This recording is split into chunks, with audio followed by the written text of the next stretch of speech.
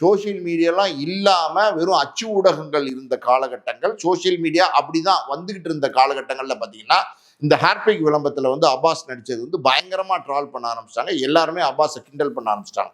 Cinema துறையிலே எங்கேயாவது ஒரு விழாக்களுக்கு போனாலோ, இல்லை ஒரு படம் பார்க்க போனாலோ, எங்கே போனாலும் அப்பாஸா ஹேர்பிக் விளம்பரத்தில் நடிப்பார் அப்படிங்கிற மாதிரி பேச ஆரம்பிச்சிட்டாங்க. அப்பாஸ் போகிற வர இடங்கள்ல எல்லாம் கூட என்ன சார் அந்த அளவுக்கா சார் உங்களுக்கு பட வாய்ப்பு இல்லாமல் போச்சு, ஹேர்பிக் விளம்பரத்துல எல்லாம் நடிச்சிருக்கீங்க, பாத்ரூம் கிளீன் பண்ணுற விளம்பரத்துல எல்லாம் நடிச்சிருக்கீங்க அப்படிங்கிற மாதிரி வந்து அப்பாஸை வந்து கிண்டலும் கேலியுமா பேச ஆரம்பிச்சிட்டாங்க, கிண்டலும் கேலியுமா பார்க்க ஆரம்பிச்சிட்டாங்க. ஸோ இது அப்பாஸுடைய மனசுல ஒரு வருத்தம்.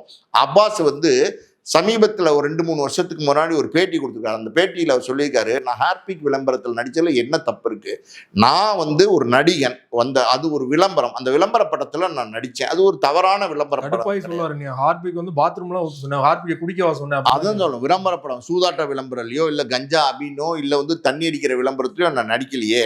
நான் வந்து ஒரு சாதாரண பாத்ரூம் கிளீன் பண்ணுற விளம்பரத்தில் தான் நான் நடித்தேன். பாத்ரூம் கிளீன் பண்ணுறதுங்கிறது பாத்ரூமை சுத்தமாக வச்சுக்கிற ஒரு கான்செப்டில் உள்ள ஒரு விளம்பரம் தானே, அதுக்கே என்னை இந்த அளவுக்கு வந்து கேலியும் கிண்டலும் பண்ணணும் அப்படிங்கிறத சொல்லிட்டு அவர் சொல்றாரு, என்னுடைய இலையில வந்து சாப்பாடு வரணும்னா நான் வந்து இறங்கி உழைக்கணும்.